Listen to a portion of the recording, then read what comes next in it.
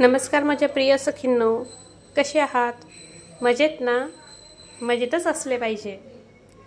आज आपण बनवणार आहोत शेवभाजी, लाल शेवची भाजी।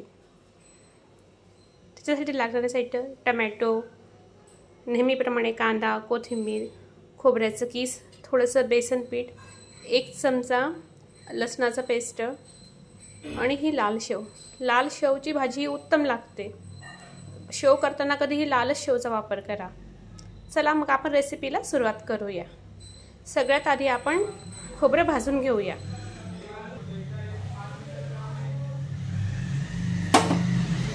खोबरं आपल्याला थोडंसं तांबडं भाजायचं आहे, लालसर नाही।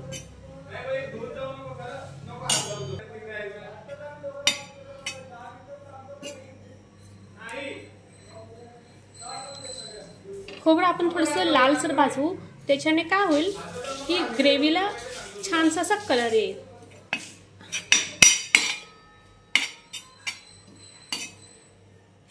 आता आपलं खोबरं हे भाजून झालेलं आहे। आपण याचं वाटण करून घेऊया। हे बघा, मी खोबरं तांबडं भाजून घेतलं आहे। आता मी याचं वाटण बनवून घेते। यामध्ये आपल्याला काही घालायचं नाही, फक्त साधं खोबऱ्याचं वाटण करायचं आहे। ते आता आपण करून घेऊया।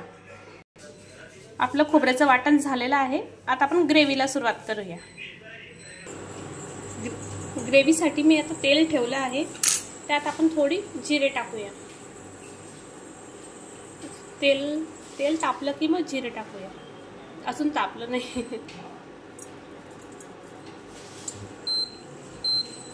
मी गॅसचा फ्लो वाढवला आहे, जिऱ्याला कडकडी येईल। कडकडायला सुरुवात झाली आहे। जिरं थोडं लालसर झालं की आपण यात कांदा ऍड करूया।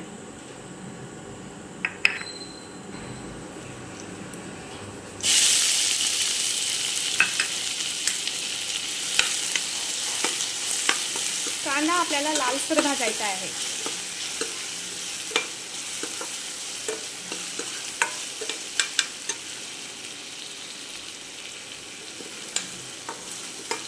कांदा छान लालसर भाजून झाला की मग आपण त्याच्याने मसाले ऍड करूया। कांदा भाजतोय तोपर्यंत आपण मसाले काढून घेऊया। लाल तिखट,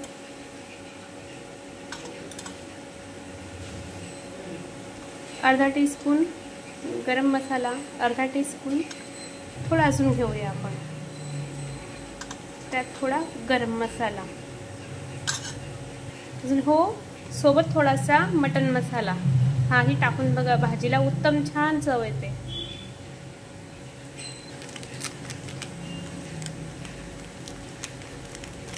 मी हे मसाले एव्हरेस्ट कंपनीचे वापरते। तुम्हाला जसं आवडेल तुम्ही त्याप्रमाणे तुमच्या आवडीप्रमाणे मसाले घेऊ शकता। थोडीशी हळद, माझा आवडता कांदा लसूण मसाला,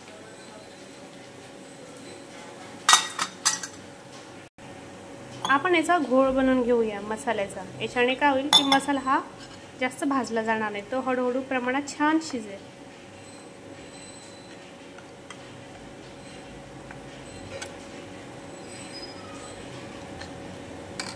हा घोळ झालेला आहे। आता आपण कांदे करपूनही झाले आहेत, यात घालूया।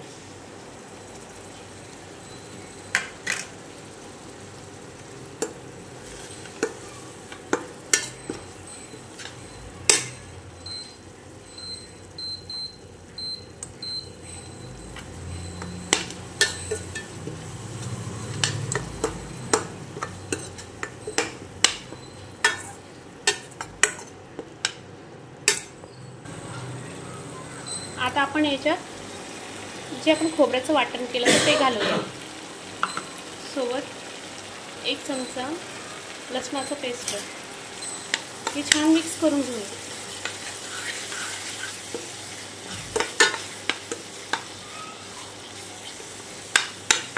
याला थोडंसं शिजू देऊया, मग यात टोमॅटो ऍड करूया।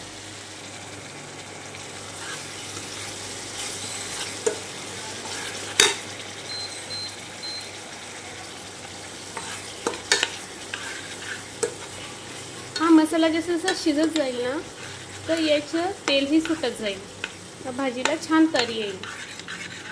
शेवच्या भाजीला ही तरी छान लागते. थोडं तेल जास्त झालं तरी चालतंय. आता आपण यात टमॅटो ॲड करूया. याला आपण छानसं शिजून देऊया. वाफ आली का मग पाणी टाकूया.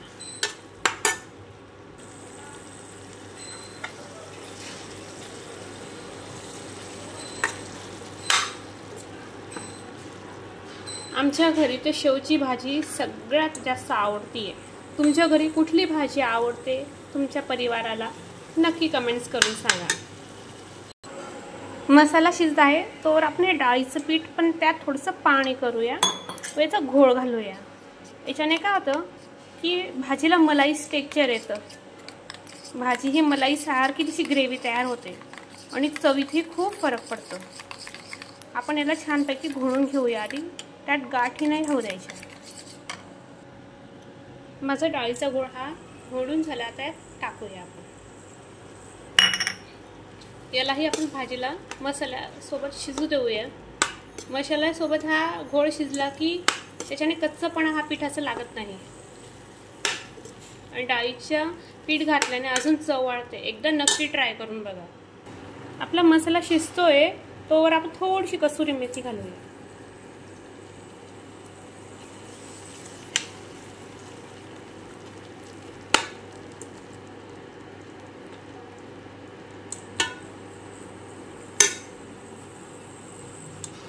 मसाल्याला बघा किती छान तेल सुटतंय. मसाला आपला थोडा हलवत राहायचा कारण की डाळीच्या पिठामुळे खाली लागू शकतो. त्यामुळे त्याला हलवला की तो खाली लागत नाही आणि सरकलेलाही वास येतो. हे बघा छान तेल सुटलंय. आपला मसाला करपून झाला. आता आपण पाणी ॲड करूया. भाजी थोडी घट्टसरच ठेवूया आपण, ढाब्यासारखी. ढाब्याच्या भाज्या ह्या खूप छान असतात घट्टपैकी. तशीच आपल्याला टेक्स्चर द्यायचं आहे. आता आपण काय करूया की याला एक उकळी येऊ द्या. मग यात आपण शेव टाकूया. हळूहळू बघा तरी वरती यायला लागले. चवीप्रमाणे मीठ.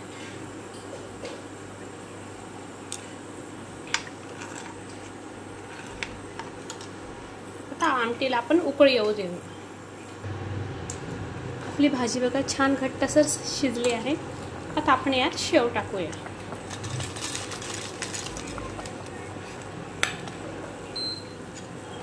शेवची भाजी ही खूप अप्रतिम आणि प्रत्येक महाराष्ट्रीयांची आवडती आहे. आता आपली शेवला शिजायला फक्त 2 मिनिटं लागतील. 2 मिनिटात आपली शेव शिजून तयार होईल. आपण सर्व करूया. माझ्या प्रिय सखींनो, आपली शेवची भाजी तयार आहे. आपण हिला आता कोथिंबीरीने सर्व करून घेऊया. तुम्हाला माझी रेसिपी कशी वाटली लाईक, शेअर आणि कमेंट्स करून नक्की सांगा. आणि हो, काही चुका निघत असतील तर त्याही कळवा. त्याही मी अजून छान पद्धतीने रिप्लेस करून तुम्हाला दाखवेल. तुम्हाला माझी रेसिपी आवडली तर माझ्या चॅनलला सबस्क्राईब नक्की करा आणि नक्की कळवा. Like, share and comments. Thank you.